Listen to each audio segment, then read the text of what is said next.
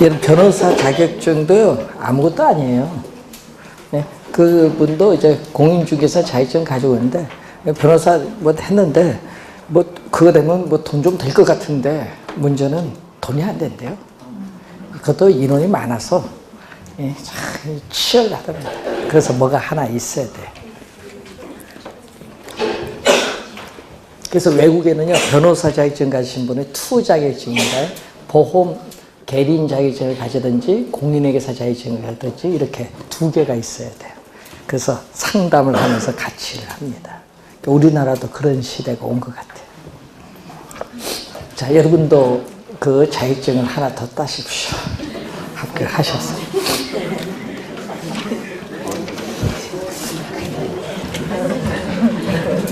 네, 중개사 자격증 따면 다 딸 수 있어요. 여러분, 저 민법 시험 중에 객관식 시험 중에서 가장 어려운 시험이 공인중개사라는 걸 아시죠? 그럼 공인중개사 시험이 객관식 시험 중에 가장 어려워요. 사법시험보다 더 어려워요. 여러분이 민법 시험이 쉬운 시험이 아니에요. 그러니까 중개사 합격하면 변호사 시험도 합격해요.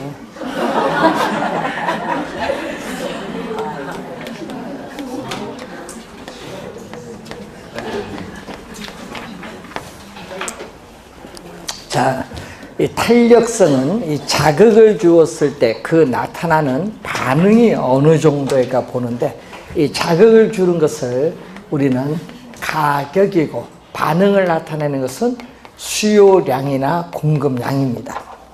자, 그래서 마샬은 이 물리학의 탄력성 개념을 경제이론에 도입을 해서 가격이 변했을 때 반응을 나타내는 수요량이 얼마나 변하느냐, 이걸 측정했습니다.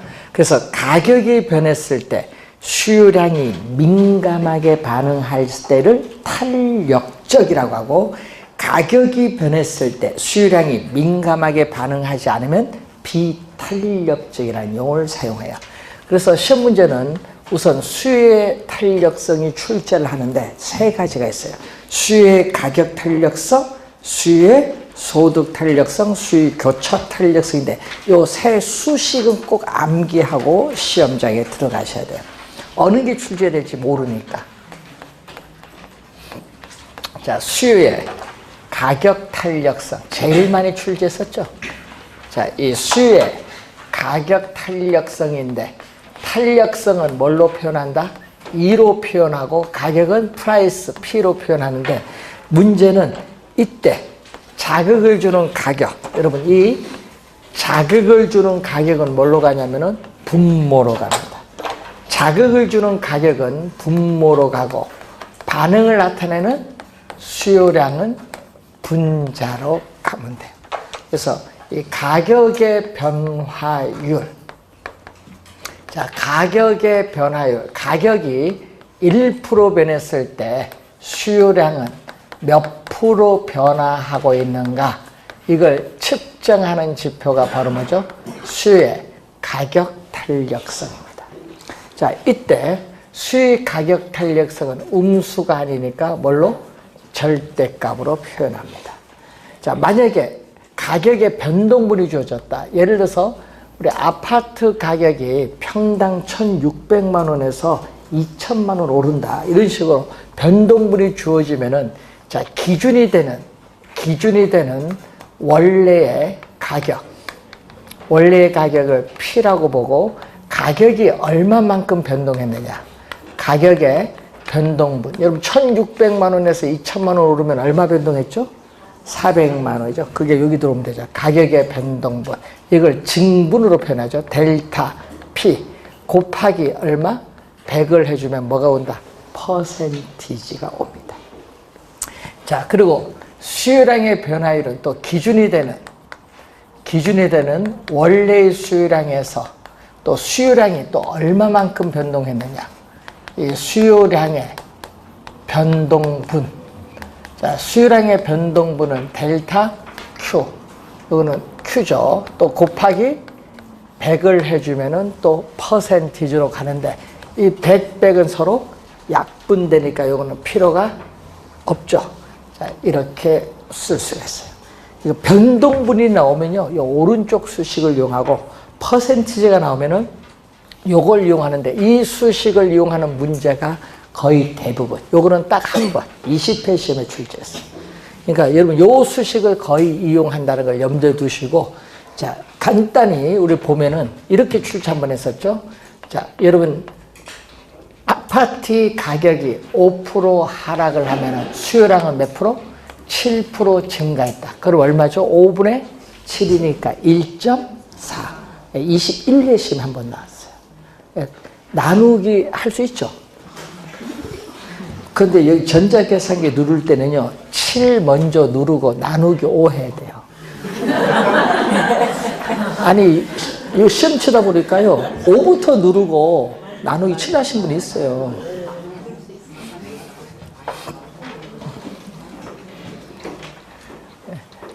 강의를 하다 보면요, 분모가 분자가 어디가 분모입니까? 뭐 질문하신 분도 있는데, 이 분수식 밑에가 분모고 위에가 분자. 그리고 또 시험 문제 나오니까 이것도 해석이 안 돼. 뭐뭇에 대한 나올 거예요. 예? 그러면 요 앞에가 뭐죠? 앞에가 분모고 뒤에는 뭐다? 분자인데 이게 또 해석이 안 돼서 틀리신 분이 많아요. 그러니까 가격의 변화율에 대한 수요량의 변화율 이렇게 나오는 거죠. 분모 분자를 정확하게 이해를 해 주셔야 돼요. 자, 수요의 가격 탄력성의 개념입니다. 자, 그럼 수요의 가격 탄력성이 1보다 크면 어떻게 될까요? 자, 1보다 크다는 것은 뭐가 수요량의 변화율이 가격의 변화율보다 크다는 걸 말해요. 그럼 가격이 1% 변하면 수요량이 이래서 뭐 예를 들어서 10% 변한다 이런 얘기인데, 자, 이런 경우를 우리는 탄력적이라고 해요. 가격의 변화에 대해서 수요량이 민감하게 반응하는 탄력적이다. 그럼 탄력적일 때 그래프는 수요 곡선이 이렇게 완만해요. 이렇게 완만한 형태를 띠게 돼. 자, 예를 들어서 이 A점에서 가격과 수요량이 주어졌는데 가격이 하락을 하면 어떻게 돼? 가격이 약간 하락을 했는데 소비자들은 민감하게 반응해서 수요량을 이렇게 대폭 늘릴 수 있어요. 이런 경우를 탄력적이라고 해요. 그래서 완만하면 탄력적입니다. 그런데 수요 가격 탄력성이 0과 1 사이에 있으면은 이런 경우는 뭐보다 수요량의 변화율보다 뭐가 더 크죠? 가격의 변화율이 큰 경우인데, 이런 경우에는 가격의 변화에 대해서 수요량이 민감하게 반응하지 않는 경우 비탄력적인데, 비탄력적일 때 그래프는 어떻게 되냐? 기울기가 급해요. 수요 곡선. 자, 예를 들어서 자, 이 A점에서 가격과 수요량이 주어졌는데 가격이 대폭 하락을 하여도 수요량 증가는 되게 미미한 경우, 가격 변화에 수요량이 민감하게 반응하지 않는 이 경우를 비탄력적. 자, 수요 가격 탄력성이 제로일 때를 우리는 앞에 뭐를 붙이면 완전자를 붙이면 되겠죠. 비탄력적 앞에 완전자를 붙여서 완전 비탄력적인데, 이 기울기 급한 것이 점점 급해져서 뭘로 간다? 점점 급해져서 수직선이야. 이렇게 수직선의 형태를 띠죠. 주의해야 될 거는요, 수직선일 때는 수요량이 이렇게 고정되어 있다는 거. 수요량이 고정되어 있다. 즉 수요량이 고정돼서 변화가 없을 때를 우리 뭐라고 한다? 완전 비탄력적. 자, 이 수의 가격 탄력성이 점점 수가 커지는 상태인 무한대가 된다. 무한대가 되면 또 탄력적 앞에 또 뭐를 붙이냐면은 완전자를 또 붙입니다. 완전 탄력적이야. 완전 탄력적일 때는 또 우리는 뭐가 되죠? 수평선이 돼. 수평선. 수평선의 의미, 또 2년 전에 또 출제를 했거든요. 수평선이라는 건 뭐냐 하면요, 가격이 약간 변해도 수요량은 무한대로 변화하는 경우를 뭐라고 한다? 완전 탄력적. 자, 개념을 또 출제를 2년 전에 또 했습니다. 자, 그런데 또 하나가 있는데, 수요 가격 탄력성이 뭐인 경우? 1인 경우. 1인 경우를 탄력적이죠. 자, 단위 탄력적일 때 그래프는 이렇게 나와요. 자, 단위 탄력적일 때 그래프는 이렇게 원점. 자, 여러분 이 원점에 대해서 이렇게 대칭. 원점에 대해서 대칭인 무슨 형태? 직각 쌍곡선. 원점에 대해서 대칭인 직각 쌍곡선일 때 단위 탄력적이고, 이때 이 y축과 s축을 곱한 이 값이 일정한 상수가 될 때 직각 쌍곡선의 형태입니다. 이 값이 뭐 일정한 상수값이 나오는 거죠. 자, 그래프를 한번 연결시키고, 자, 그러면 여러분 교재에 있어서 73페이지에 수의 가격 탄력성과 기업의 총수입. 자, 임대인 입장에서 보면은, 우리 부동산 임대인 입장에서 보면은 총수입이라면은, 이 소비자인 임차인 입장에서 보면 얼마? 총 지출액인데, 이게 같아요.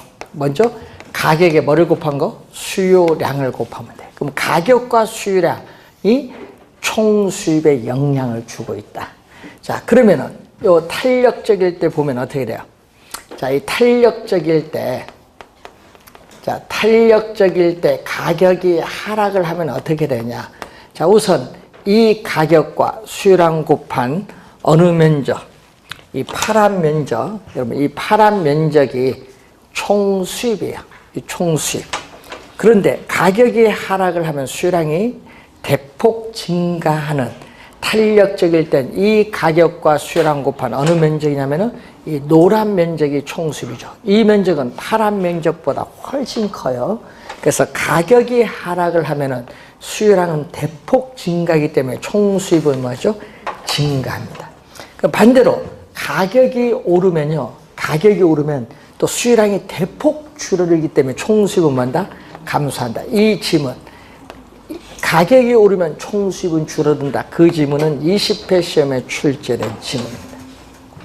자, 여기서 가격을 보면은 비탄력적일 때는 어떻게 돼요? 비탄력적일 땐 이 가격과 수요량 곱한 어느 면적, 또 이 면적이 총수입인데, 가격이 대폭 하락을 했더니 이 가격과 수요량 곱한 이 노란 면적이 총수입이에요. 그러면 비탄력적일 때는 가격이 하락을 하면은 수요량 증가폭이 미미하다 보니까 총수입은 뭔다? 감소해요. 그럼 가격이 오르면 어떻게 돼요? 가격이 또 대폭 오르면 수요량 감소폭이 미미하니까 총수입은 증가죠. 가격이 오르면 총수입 증가한다. 요거 작년 28회 시험에 출제를 또 했죠. 자, 단위 탄력적일 때는 이 가격과 수요량 곱한 어느 면적, 이 면적이 총수입이에요. 근데 가격이 하락을 했더니 수요량은 뭐죠? 이만큼 증가했을 때 이 가격과 수요량 곱한 이 면적이 총수입인데, 이 면적과 파란 면적은 똑같아요. 왜냐? 요 총수입이잖아요. 총수입은 일정하기 때문에 변화가 없다. 그래서 단위 탄력적일 때는 가격이 오르든 내리든 가격 변화에 관계없이 총수입은 변화가 없다. 그게 그 표로 설명했습니다. 그걸 여러분 요 그림을 가지고 한번 생각을 해보시면서. 자, 그리고 73페이지에 수의 가격 탄력성을 결정하는 요인이 나오죠. 자, 여러분 수의 가격 탄력성을 결정하는 요인 중에서 가장 중요한 요인 중에 하나가 대체제입니다. 대체제. 요거 4번 출제했거든요. 네? 4번 출제한 용어예요. 대체제가. 이 대체제가 없는 상품보다는 대체제가 있는 상품일수록 수의 가격 탄력성은 이전보다 더 커진다. 더 커진다는 거 뭐예요? 탄력적이 된다. 이 말은 무슨 얘기냐면요. 대체제가 있으면요. 상품 소비에 불만이 있으면 대체제로 바로 이동할 수 있죠. 바로 이동할 수 있으면 탄력적입니다.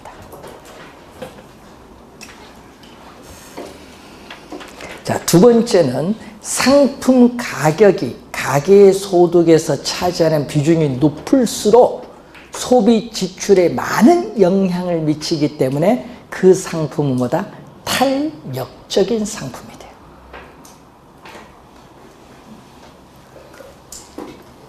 요즘 여러분 사용하는 스마트폰, 제가 사용하는 노트북보다 가격이 비싸더라고요. 노트북은 요즘 할인해서 한 7, 80만 원 좋은 거 사는데 기본 100만 원 넘잖아요, 스마트폰. 이게 탄력적 상품이지 뭐. 자, 그리고 또 거기 보면은 일상생활에서의 상품의 중요성인데 가격 변화에 대해서 수요량이 민감하게 반응하지 않는 농산물, 생활 필수품은 비탄력적입니다. 그럼 가격이 폭등을 하든 폭락을 하든 소비에 별로 영향이 없어요. 그런데 사치품이죠. 가격 변화에 대해서 수요량이 민감하게 반응하는 사치품은 탄력적이죠. 가격이 약간 오르면 수요량은 대폭 줄여요. 없어도 생활하는데 관계없으니까. 자, 이 질문은 또 2년 전 정답 물었는데 기간이 짧은 단기보다 기간이 긴 장기로 가면 갈수록 대체제가 나타날 가능성이 많아요. 그러면 탄력적이 돼요. 탄력적. 자, 그리고 용도의 다양성이 있을수록 또 용도의 전환이 쉬면 쉴수록 수요의 가격 탄력성은 이전보다 더 커진다. 탄력적이 됩니다. 자, 특정한 입지 조건을 요구하는 상가, 점포, 공장보다는 또 대체지역이 많은 주거용 부동산, 이 대체지역이 많은 주거용 부동산이 상업용 부동산이나 공업용 부동산보다 훨씬 더 탄력적이다. 그 질문은 23회 시험에 정답이었었죠. 뭐 여러 가지 요인들이 많죠. 전체 부동산에 대한 수요는 비탄력적이에요. 근데 그 전체 부동산에 대한 수요는 비탄력적인데 예를 들어서 용도별로 세분화시킨다. 예를 들어서 주거용 부동산 시장, 상업용 부동산 시장, 공업용 부동산 시장으로 세분하면은 세분화된 시장 내 부동산끼리는 대체가 쉬워요. 예를 들어서 주거용 부동산 시장 내에 주거용 부동산끼리는 대체가 쉽죠. 예? 그래서 뭐가 돼? 세분화된 시장일수록 뭐가 돼? 탄력적이 된다는 거죠. 자, 수요의 소득 탄력성 74페이지로 갑니다.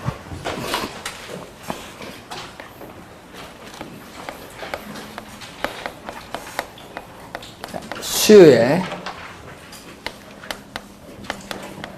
소득 탄력성. 자, 수요의 소득 탄력성인데, 자, 소득은 뭐 인컴이죠. I로 표현하는데 또 자극을 주는 소득은 뭘로 가죠? 이 자극을 주는 소득은 분모. 반응을 나타내는 수요량은 또 분자. 자, 소득의 변화율. 자, 소득의 변화율. 자, 소득이 1% 변했을 때 소비자들의 수요량이 몇 프로 변화하는가 측정하는 지표입니다. 자, 소득이 증가할수록 수요량도 증가하는 상품, 여러분 많이 아까 시간에 배웠죠. 정상제. 소득이 증가할수록 수요량도 증가하는 상품은 정상제인데 화살표가 이렇게 같은 방향으로 변동하면은 플러스니까 0보다 크다. 그래서 수의소득 탄력성이 0보다 크면 정상제. 근데 소득이 증가하는데 오히려 수요량이 줄어드는 상품이 있다. 화살표가 반대로 변동하면 뭐다? 마이너스. 마이너스는 0보다 작아요. 0보다 작은 이 상품을 뭐라고 해? 열등제. 수의소득 탄력성이 0보다 작으면 열등제. 그럼 제로면 소득이 증가해도 수요량 변화, 분자가 제로. 수요량 변화가 없다. 수요량 변화가 없는 상품을 중간재 또는 중립재, 대표적으로 소금, 간장 등을 예를 들어보죠. 그래서 이러면 시험 문제 나올 때 수유의 소득 탄력성이 문제가 나오면은 정상재, 열등재가 떠올라야 돼.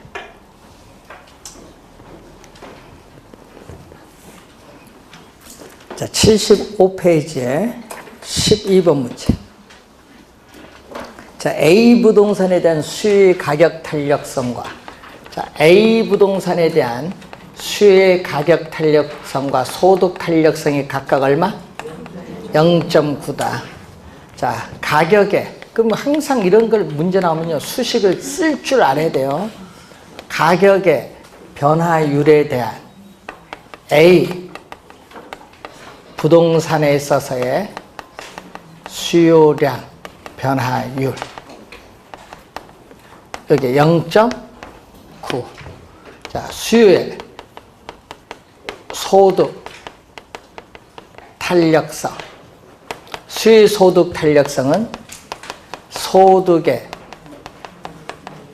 변화율에 대한 수요량의 변화율 얼마? 0.5 이렇게 주어졌어요. 자, 이렇게 수식 두 개를 이용하는 문제가 어려운 문제거든요. 이런 게 하나가 아니라. 자, 그 문제 보면은 A 부동산 가격이 얼마? A 부동산 가격이 2% 뭐다? 상승하고, 또 소비자에 있어서의 소득이 4% 뭐였다? 증가하는 경우 A 부동산 수요량의 전체 변화율은 어떠한가 물었어요. 자, A 부동산은 정상재야. 여러분 0.5는 0보다 크잖아요. 그러니까 뭐다? 정상재인데, 정상재는 뭐예요? 정상재는 소득이 증가했을 때 수요량도 증가하는 상품이 정상재. 그리고 여기는 뭐죠? 가격이 오르면 수요 법칙에 따라 수요량은 뭐한다? 감소합니다. 그럼 첫 번째 수식에서 A 부동산 수요량은 양변에 2% 곱해주니까 얼마? 0.9에 2% 곱해주니까 얼마? 1.8% 뭐한다? 수요량은 감소한다. 자, 두 번째 수식에서 A 부동산 수요량은 얼마? 0.5에 4% 곱해주니까 2%인데 2% 수요량은 뭐 했어요? 증가한다.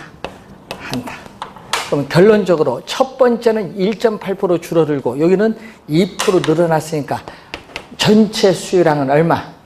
0.2% 뭐 한다? 수요량은 증가한다. 전체 수요량 변화율은 0.2% A 부동산 수요량이 증가한다. 1번 정답.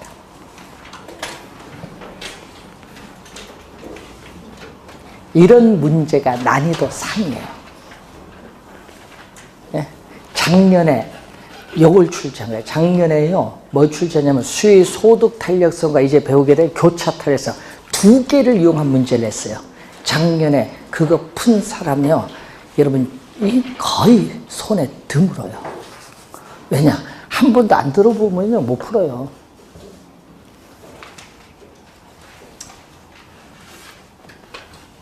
그래서 작년에 어려운 거 나왔으니까 올해는 쉬운 거 나오겠지.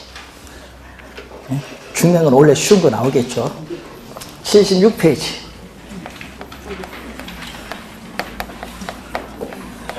수요의 교차 탄력성.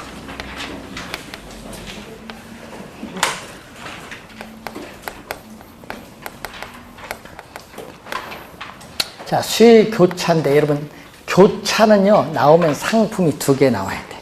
자, 여러분이 자동차의 차도가 두 개 만나면은 교차로 해. 하여튼, 그래서 상품이 두 개가 나오는데, 그래, X 상품, 이렇게 Y 상품 두 개가 나오는데 중요한 건 분모는 자극을 주는 뭐죠? 분모는 자극을 주는 가격, 분자는 반응을 나타내는 뭐다? 수요량. 자, X 상품의 가격의 변화율에 대해서 Y 상품에 있어서의 수요량 변화율이 어떠한가, 이걸 보는 거죠. 자, 예를 들어서 커피 가격이 오르면, 자, 커피 가격이 오르면 소비자들은 홍차 가격은, 대체 관계에 있는 홍차 가격은 상대적으로 싸요. 그러니까 비싼 커피 소비를 줄이면서 홍차 소비를 뭐 한다? 늘려요. 화살표가 같은 방향으로 변동하면 플러스입니다.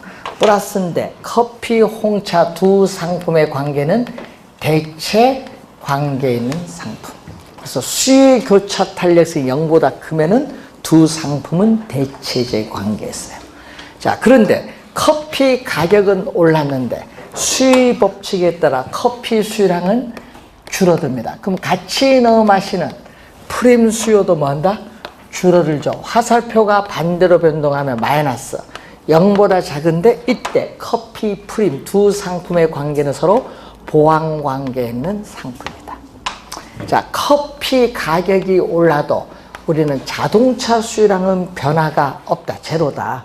커피, 자동차는 서로 영향을 미치지 않는, 영향을 주고받지 않는 독립적인 상품. 그래서 여러분 꼭 기억해야 할 것은 수요 교차 탄력성이 시험 문제에 나오면은 대체제와 보완제를 떠올려야 돼. 대체제, 보완제. 자, 여러분 교재 76페이지 13번 문제. 아래 예문의 관로 안에 들어갈 숫자는 주택시장이 서로 대체 관계에 있는 아파트와 빌라로 구성되어 있으며 아파트 가격에 대한 빌라 수요 교차 탄력성 0.8이라고 가정하자. 자, 아파트 가격이 얼마에서 1,600만 원에서 2,000만 원 상승한다면 빌라 수요량은 1,200세대에서 몇 세대로 증가할 것이다 얘기죠. 자, 최초의 값을 기준으로 계산하라 이런 얘기인데, 자, 교차 탄력성에 대해서 아파트 빌라가 나오니까 교차 탄력성이지 뭐. 아파트 가격 변화율에 대해서 빌라 수요량 변화율을 묻는데 문제는 변동분이 주어졌거든요. 아파트 최초의 가격 기준이니까 얼마? 1,600만 원에서 얼마로 올랐어요? 2천만 원 올랐죠? 2천만 원 올랐으니까 변동분은 얼마? 가격의 변동분은 플러스 400만 원. 그러면 수요량은 얼마?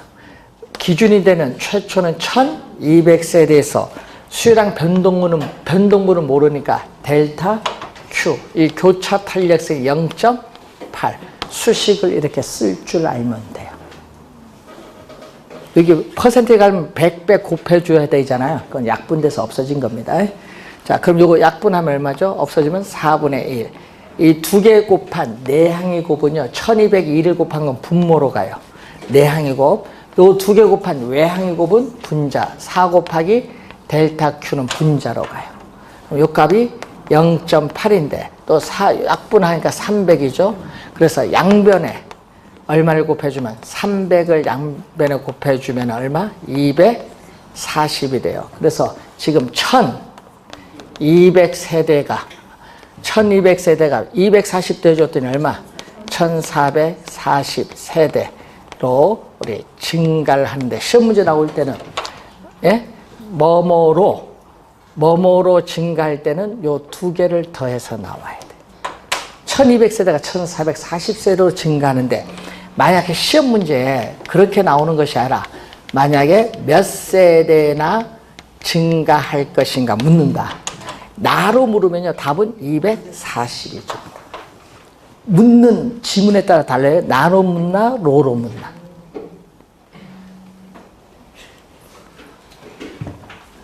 교차 탄력성 개념이 되겠습니다. 77페이지에 14번 문제로 갑니다. A 부동산 가격이 5% 상승했을 때 B 부동산 수요는 10% 증가하고 C 부동산 수요는 5% 감소한다. 자, 상품 두 개 나왔어요. 교차 탄력성 갑니다. 자, A 부동산 가격이에요. 분모는 가격이고 분자는 반응을 나타내는 뭐다? 수요량인데 AB 따집니다. AB 따집니다. A는 몇 프로? 5% 상승했을 때 B 부동산 수요 몇 프로? 10% 뭐 했다? 증가했죠. 자, 갑니다. 화살표 변동이 같은 방향으로 변동하면 플러스. 자, 10%로 나누면 얼마? 2. 플러스 2예요. 플러스 2는 0보다 크죠. 그러면 A, B 두 부동산은 서로 어떤 관계? 대체제 관계. 자, 그 다음에 또 A 부동산에 있어서 가격이 5% 올랐는데 C 부동산 수요량이 또 5% 뭐 했다? 감소했어요. 자, 화살표의 변동이 반대로 변동하면 마이너스. 마이너스 값인데 5% 약분하니까 1. 마이너스는 0보다 작죠? 그럼 두 A와 C는 두 상품 무슨 관계? 보완이지. 1번 정답. 하여튼 상품 두 개가 나오면 무슨 거죠? 교차 탄력성.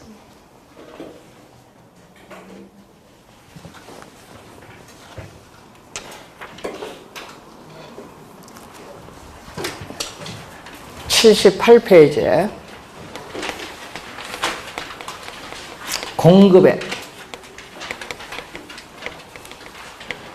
가격 탄력성. 또 자극을 주는 가격은 뭘로? 분모로. 반응을 나타내는 공급량은 분자로. 자, 가격의 변화율. 가격이 1% 변할 때 공급량이 몇 프로 변화하는가를 측정하는 지표가 공급의 가격 탄력성인데, 자, 공급의 가격 탄력성이 1보다 크다. 가격이 1% 변했을 때 공급량이 뭐 5% 변했다. 이런 경우를 우리는 탄력적. 가격의 변화에 대해서 공급량이 민감하게 반응을 하는데, 이런 경우에는 공급 곡선이 어떻게 돼요? 수요와 마찬가지로 이렇게 완만한 형태를 띠면은 탄력적. 그러면 수요의 가격 탄력성이 공급은 0과 1 사이에 있다. 가격이 1% 변할 때 공급량이 0.2% 변한다. 이런 경우는 비탄력적. 자, 비탄력적은 가격의 변화에 대해서 공급량이 민감하게 반응하지 않기 때문에 공급 곡선이 이렇게 급한 비탄력적. 자, 제로일 때는 여러분 작년, 재작년 계속 요거 나오대요. 공급의 가격 탄력성이 제로 이렇게 말이 떴어요. 그러면 수직선이에요. 이때는 앞에 뭐를 붙이죠? 완전 비탄력적입니다. 완전 비탄력적인 어떤 형태? 수직선의 형태일 때예요. 수직선이라는 것은 공급량이 뭐가 돼요? 고정되어 있기 때문에 이렇게 수직선의 형태를 띠게 된다. 자, 수직선의 형태를 띠게 될 때 완전 비탄력적. 자, 공급의 가격 탄력성이 무한대일 때를 또 완전 탄력적. 자, 완전 탄력적일 때는 또 뭐가 되죠? 수평선. 자, 수평선이 되면은 완전 탄력적. 자, 1일 때는 뭐죠? 공급의 가격 탄력성이 1일 때는 단위 탄력적. 자, 단위 탄력적일 때는 원점을 지나는 직선. 이렇게 원점을 지나는 직선. 수요와 다르죠? 원점을 지나는 직선의 형태가 될 때 단위 탄력적. 자, 수요하고 공급 그래프 한번 보시면 돼요. 그래서 수요 공급에도 완만하면 탄력적, 급하면 비탄력적, 수직선이면 완전 비탄력적, 수평선이면 완전 탄력적. 그건 똑같죠? 그걸 잘 기억해 두시면 되겠고, 79페이지에 공급의 가격 탄력성을 결정하는 요인이 나오는데, 자, 생산량이 증가할수록 생산비가 급격히 증가하는 상품은 이윤이 많이 줄어들어요. 그래서 공급의 제약이 많거든요. 그래서 무슨 거? 비탄력적인 상품. 자, 기술 수준이 향상이 빠른 스마트폰. 향상이 빠르면 공급이 빨라지거든요. 요거는 뭐다? 탄력적인 상품. 자, 생산에 소요되는 기간이 길면 길어질수록 공급량이 늦어져요. 늦어지면 비탄력적인 상품. 또 기간이 짧은 단기보다 기간이 긴 장기로 가면 갈수록 공급량이 많아지니까 탄력적인 상품이 됩니다. 여러분 보관이 어렵고 저장 비용이 많이 드는 이런 농산물은 뭐가 돼? 비탄력적 상품이 돼. 그래서 농산물은요 수요도 비탄력적이고 공급도 비탄력적인 상품입니다.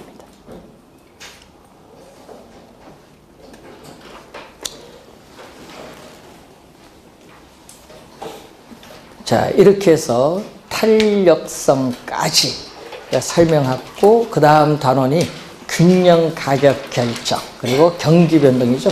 그래서 다음 주에 우리가 상권 분석 모형까지 해서 우리가 나가도록 하겠습니다. 자, 오늘 수고하셨습니다. 많이 들어가십시오.